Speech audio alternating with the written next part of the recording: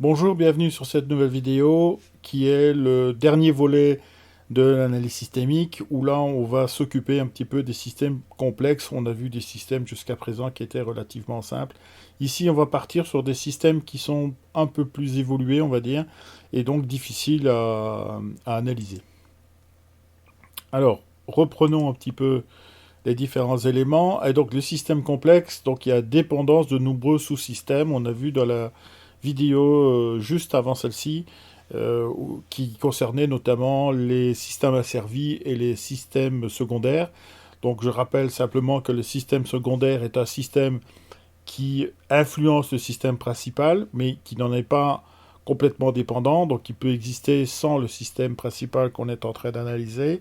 Et le système asservi, par contre, lui, c'est exactement l'inverse, c'est-à-dire que lui, il dépend complètement du système principal. Si le système principal disparaît, hop, le système asservi disparaît également.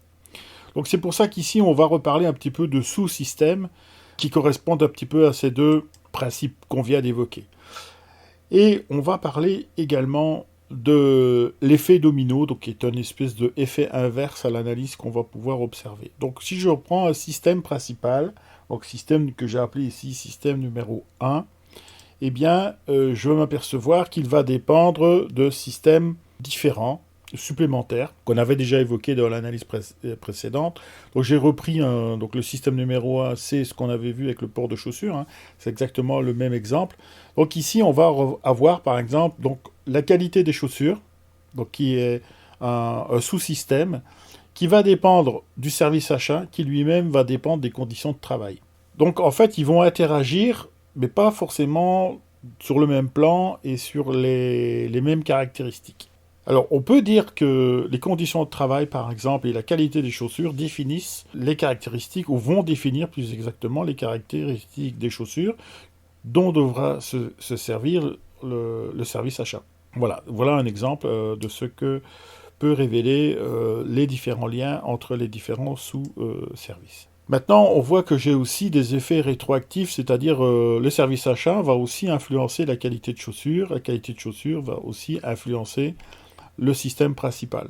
Ça va? Donc il y a interaction dans le sens où il y a une action et une réaction par rapport à cela. Alors qu'il n'y a pas forcément une boucle de rétroaction ici, hein. Attention, nous sommes plutôt dans des systèmes ouverts, sauf dans certains cas où on fixe des consignes. Alors on peut comme ça augmenter le nombre de sous-systèmes, puisqu'on a vu que un système pouvait être dépendant de plusieurs systèmes, ou sous-systèmes plus exactement. Et donc ici on voit l'application des retraites complémentaires. Donc nous voilà partis sur un autre facteur. Donc maintenant je vous renvoie à la vidéo qui concerne les facteurs de mutation. On a vu que en fait c'était un ensemble de facteurs et que ces facteurs étaient liés les uns avec les autres. Déjà, des facteurs sociaux et économiques, déjà, c'est extrêmement différent. Ben là, c'est un peu ce qu'on a.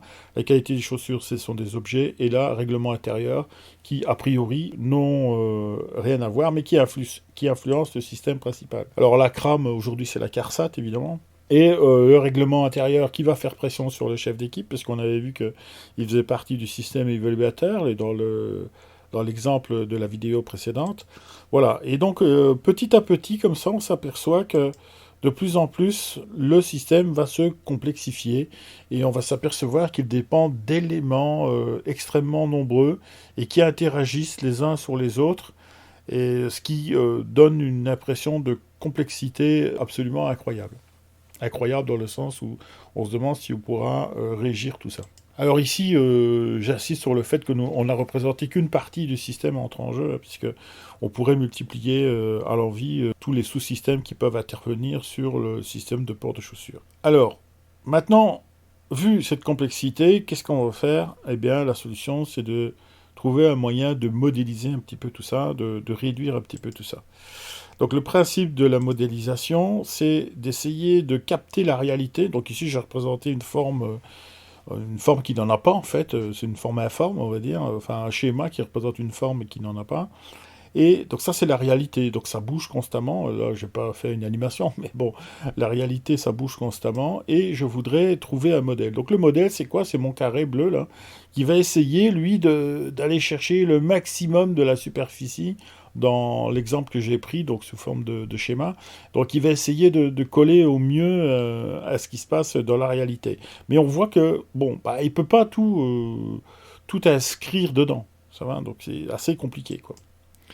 Et donc, il y aura un filtrage de la réalité. Donc on n'aura jamais la réalité en tant que telle. Donc on aura une appréciation de la réalité. Maintenant, mon modèle peut être exhaustif, à condition que la réalité numéro 2, eh bien, s'inscrive dans le fameux carré, mais elle va s'inscrire dedans parce que je vais limiter de façon arbitraire l'objectif de mon analyse.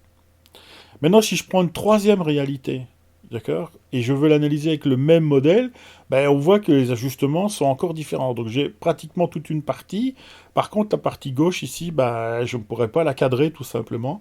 Et donc, je vais aussi commettre des erreurs d'appréciation. Alors, ici maintenant, mon cadre, c'est-à-dire mon modèle, mon filtrage, donc sur la même réalité, suivant la façon dont je vais utiliser mon filtre, j'aurai des résultats différents.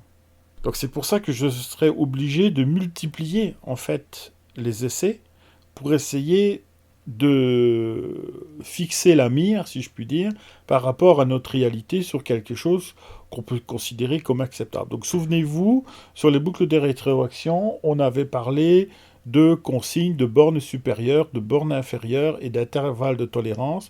Tout simplement, donc c'est ce domaine d'incertitude là qu'on va essayer de réduire le plus possible. Et donc d'essayer de trouver une appréciation acceptable, donc le carré là, qui va être positionné de façon acceptée et acceptable. Accepté parce qu'on la décide, acceptable parce que bon, on sait très bien que c'est ce qui nous va le mieux, mais qui est peut-être pas non plus le top de ce qu'il faudrait faire. Donc on ne peut pas cerner la réalité avec un modèle, donc ça c'est un principe de base, donc ça il faut bien savoir que quand vous avez un modèle, vous n'êtes pas conforme à la réalité. Alors, j'insiste assez lourdement là-dessus parce que quelquefois, on adopte des modèles qu'on veut plaquer sur une organisation, mais qui n'est pas tout à fait celle qui était faite initialement avec le modèle. Donc, il faudra adapter le modèle. Ça va ? Et donc, votre modèle, c'est pas l'alpha et l'oméga. Alors, ça vous invite à vous inspirer des résultats que vous allez obtenir. Ben, ça ne veut pas dire qu'il faut les appliquer au premier abord. Ça va ? Il faudra compléter généralement, croiser des données. Donc l'analyse dépend de la manière d'appliquer le modèle, déjà. On avait vu que, suivant le type d'observateur, eh bien, le système était différent, on pouvait faire une analyse différente. Ici, avec le modèle, on va essayer d'avoir un même référentiel. Donc le modèle va nous forcer à avoir une référence, disons pas identique mais semblable, ou normé, standard, enfin appelez ça comme vous voulez, de manière à ce que tout le monde ait à peu près la même analyse de ce qu'il faut faire. Donc c'est un peu ça l'objet en fait de cette partie-là. Merci encore et j'espère vous retrouver sur la prochaine vidéo.